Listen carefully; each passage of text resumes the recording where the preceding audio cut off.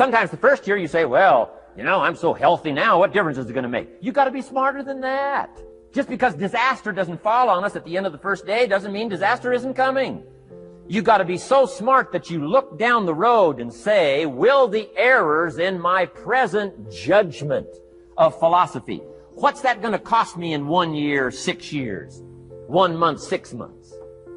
I'm telling you, the money cost and the health cost and the success cost is too gigantic if you'll look down the road a little ways and say, are there errors in my current judgment like an apple versus a Hershey bar? Is that just a good illustration of some of the rest of my errors in judgment? If it is, that's where I found myself at age 25. I started working when I was 19. I met my teacher who helped turn my life around when I was 25. That's 6 years. At the end of the first 6 years of my economic life, I've got pennies in my pocket. I've got nothing in the bank. The creditors are calling saying, hey, you told us the check was in the mail. I'm embarrassed. I'm behind on my promises. I live in America. I'm 25-year-old American male. I got a nice family, every reason to do well. And I'm messed up. Now, what's messed up?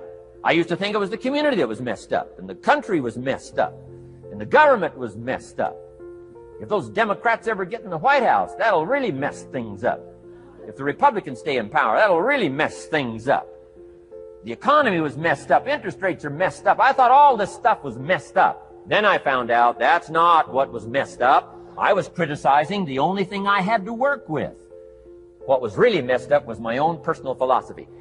My own errors in judgment in my own personal philosophy brought me in 6 years to pennies in my pocket, nothing in the bank, and trying to explain why I wasn't doing well living in America, 25-year-old American male, got a family, every reason to do well. Now, once I understood this, here's the formula for failure: errors in judgment, being lax about developing your own personal philosophy. I'm telling you, it's called accumulated disaster. It doesn't matter whether it's your health or your bank account. Guy's got an empty bank account, probably has high cholesterol. Why? Over the last 6 years, he never paid attention to either one. And it doesn't matter whether it's a dollar, whether it's your money, or whether it's your cholesterol count. All you got to do is commit the errors, and just because disaster doesn't fall on you at the end of the first day that you don't eat an apple. You say, well, I didn't eat an apple today, and tonight I'm not ill. Well, you got to be brighter than that. Someday you got to leave first grade.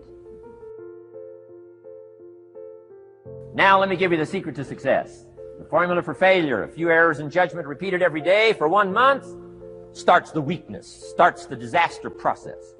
You can imagine what happens in 6 years.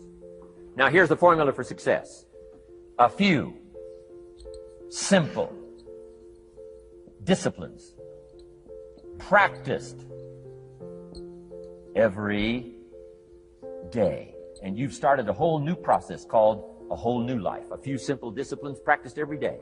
And if you decide today to go for the apple instead of the Hershey bar, I'm telling you, you have begun the process of turning your life around. And if you keep up that process, not only with your health habits, but with your money habits and with your communication habits, with your sales habits and management habits and every other habit that you got, if you'll start that process, eliminate the errors and replace it with disciplines practiced, I'm telling you, you can start this process of life change immediately. After today, you don't ever have to be the same again. Only by choice. You don't have to walk out of here the same as you walked in today. Only by choice. You can start a whole new process. And you say, well, Mr. Rohn, is it that simple? Yes, it's that simple. Where else would you start but with an apple? You don't have to start with something staggering. What if you should be walking around the block for your good health and you don't? What'll that do in 6 years? I'm telling you, the word is disaster.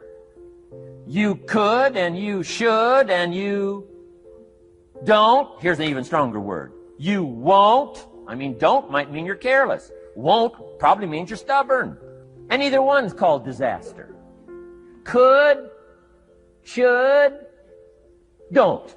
I'm telling you, that's why at the end of 6 years, I found myself with pennies in my pocket, nothing in the bank, creditors calling. Could, should, won't. Could, should, don't is called disaster. Now, how do you change all that? The next 6 years, I got rich. The next 6 years, I became a millionaire. By the time I'm 31, I'm a millionaire. How about that?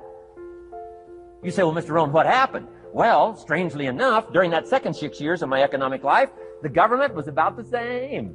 I'm telling you, taxes were about the same. My negative relatives were the same. I'm telling you, the economy was about the same, and prices were about the same, and everything else was about the same. Circumstances were about the same. Then how come I got rich? How come I totally changed my life? I was not the same. Somebody says, well, what did you go to work on to do all that? I started with my philosophy. I started amending my errors by doing some better thinking, changing my mind, coming up with ideas that I didn't have before I met my teacher. And once that whole process started for me, I'm telling you, I changed my whole life. Within a 6-year period, I was never the same. And I've kept up that process all these years. One of the reasons why I'm here is to continue my craft. I don't want the day to come someday somebody says, you should have heard Jim Rohn 10 years ago when he was really terrific. Guess what I want people to say? I heard him 10 years ago, but you should hear him now. I'm telling you, the man works on his craft. I'm telling you, the man's done some extra reading. I'm telling you, the man doesn't miss a trick. I'm telling you, he's worked hard on himself. That's why he's able to deliver like he does. The same thing can happen for you as a teenager. It can happen to you as a mother, as a father, as a business person, as a salesperson, running a business. Doesn't matter. Management, wherever you find yourself. This is the process called personal change. And what I say to start with is, start with your own philosophy.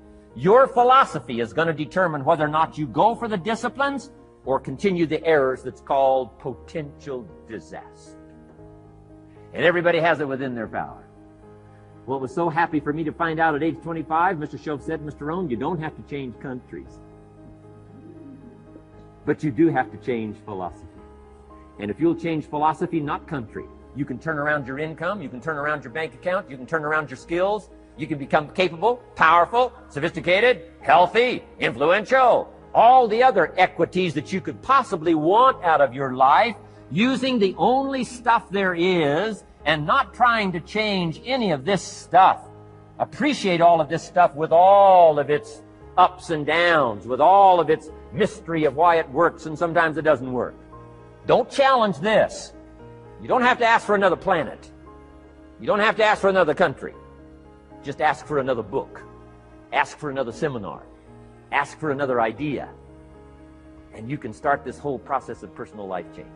Now, I could spend the whole day on philosophy, because that's where it is. If I could get you intrigued with that enough to study it, enough to ponder it, to where you would pick up the commitment like I did and say, hey, as simple as an apple a day, as simple as a walk around the block, why not start right there? If you don't start there, where else are you going to start? We're affected by how we feel. First, we're affected by what we know and the decisions we make. Second, we're affected by attitude, how we feel. And I gave that quick list. Let me give it to you. It's how you feel about the past. You've got to have a good attitude about the past. Use it as a school, not a club. Don't beat yourself to death with your past. Faults, failures, losses. Let the past be a school. Harsh school, maybe. What else is new? Let the past be a school master to teach you. Not to threaten you, but to teach you. Okay. Next, it's how you feel about the future. Set your goals. We'll talk a little bit about that before we finish today. Goal setting. The promise of the future is an awesome force to affect your life every day. Without a future well designed, we take hesitant steps. And all you have to have is hesitant steps for 6 years. You'll be timid, driven into a corner, not boldly willing to go and take your portion, take your share. Okay. Next, it's how you feel about everybody else. Got to have a good attitude about everybody else, because it takes everybody else to make a market. One person doesn't make a family. One person doesn't make a business. One person doesn't make a corporation. One person doesn't make a community. One person doesn't make a nation. It takes all of us to make a dynamic economy, a nation second to none. It takes all of us to make the churches, make the economy run. It takes all of us to make the possibilities. All the gifts that have flowed in here the last 200 years, unprecedented in 6,500 years of recorded history. There's been nothing like it. The ethnic streams that have flowed in here brought their gifts, brought their talent, brought their skills, brought their inventions, brought their work ethic. All of it mixed together is called America. Been nothing like it in 6,500 years. And to miss the value of it by some, warped attitude about it, I'm telling you, you've missed it all. And if you have an appreciation for it all, you'll draw from it. And if you draw from all the gifts that have been blended together here for 200 years, now for your value and benefit, think of what you can do for your days, for your business, for your conversation, for your equities. You can transform it to an incredible degree. And here's the last one. It's how you feel about yourself. Understanding self-worth is the beginning of progress. Self-worth should be easy. If one of us can do it, all of us can do it. If anybody can think it, we all can think it. I can read, you can read. I can understand, you can understand. From where I came from, the few simple things I did and tried revolutionized my life in 5 years. There isn't anybody here that can't do it. Change from pennies to fortune. Change from nothing to something. Change from broke to rich. Anybody in this room can do it. If any of us can do it, we all can do it. That's the kind of value you should place on yourself. If Jim Rohn can understand it, I can understand it. If he can read, I can read. If he can find it, I can find it. If he can change, I can change. If he can get it done, I can get it done. That's the attitude about yourself. So valuable. Okay? Now, in transforming our lives, we don't start with attitude. We don't start with the inspiration here. We start with education. Somebody says, well, I expected you just come get motivated today. Well, that probably won't do it. Somebody says, by now we should be standing on the chairs, waving a flag, singing the old gray mare. Get going here. No, that's not where you start. Life change does not start with inspiration. Life change starts with education. You've got to be educated to the point of where you might have messed up. My teacher put it in blunt, simple language. He only went to the 9th grade in school, so he put it in simple language I could understand. He said, Mr. Rohn, after 6 years living in America, healthy American male, 25 years old, been working 6 years, 1 year of college, pennies in your pocket, nothing in the bank, behind on your promises. Shoaff said, I just got one simple explanation for that. You've messed up. Now, I could understand that kind of language.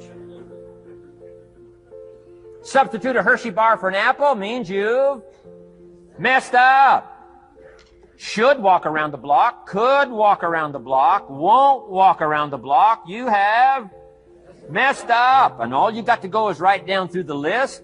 Don't need some teacher to come by and tell you. Be your own best teacher, saying, hey, let me make a list of some places I've messed up. Because if I let this down, that probably affects the rest. And the answer is, that's true.